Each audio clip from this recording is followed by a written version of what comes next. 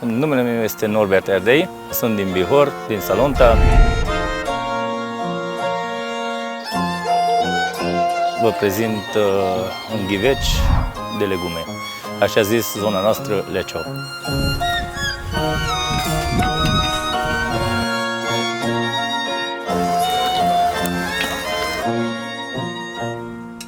Avem nevoie de ceapă, ardei, roșii și, bineînțeles, cine vrea mai pune un pic de bacon afumat, un pic de cărnaț afumat, dacă mai vrea un gust mai special pentru el.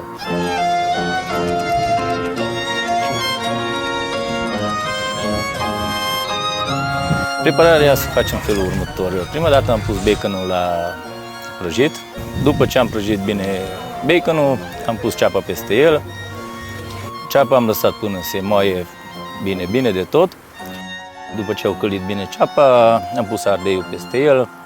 Se călește bine și ardeiul și peste 10 minute, 15 minute punem roșiile.